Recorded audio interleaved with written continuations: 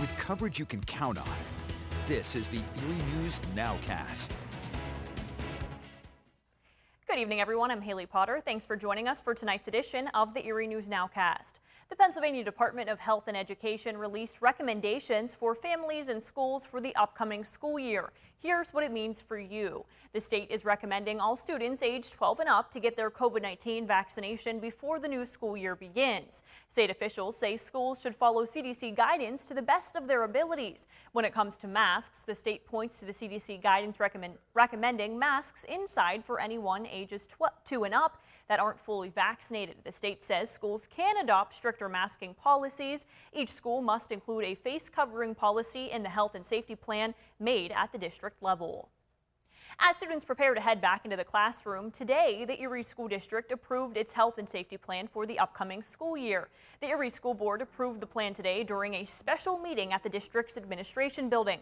By following CDC guidelines, masks will be required for everyone who has not yet been vaccinated. Masks will also be required for everyone who uses the district's school buses. Classrooms throughout the district will be set up to ensure 3 feet of social distancing.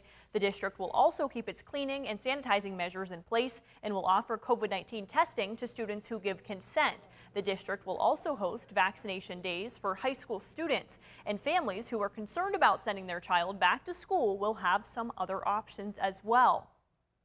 And speaking of COVID-19 testing, daily case numbers continue to rise across our region and across the state. While it's not a sharp increase, cases are higher than they were at this point last month. Take a look at this graph. Hospitalizations have remained steady in Erie, Crawford, and Warren counties. While the daily case amounts are going up, vaccine numbers have slowed down. As of today, more than 171,000 people have been fully vaccinated against COVID-19.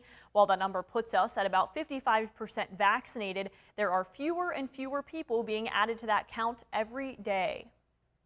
And we're continuing to learn more about changes at Erie International Airport. The executive director of the Erie Airport is on a leave of absence, and the airport authority has named another man to take his place.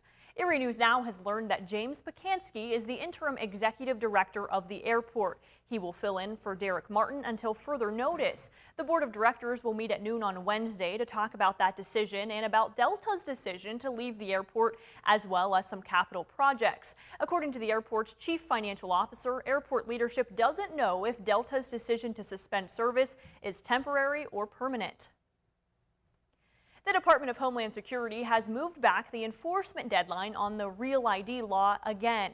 The deadline to start enforcement will now be May 3rd of 2023. Previously, the deadline was this coming October. When the deadline comes, you will need a Real ID compliant driver's license, photo ID card, or another form of federally acceptable identification, like a passport, to board the domestic commercial flight or enter a federal building or military installation that requires ID. The agency says it pushed back the deadline because of the pandemic. And we do have a breakdown of the required documents and a link to apply right on our website, erienewsnow.com. And now on to some Olympic news. There are 339 medal events taking place in the Olympics, 4 of which made their Olympic debut this year in Tokyo. One of those new sports being skateboarding, which took the Olympic stage for the first time on Saturday.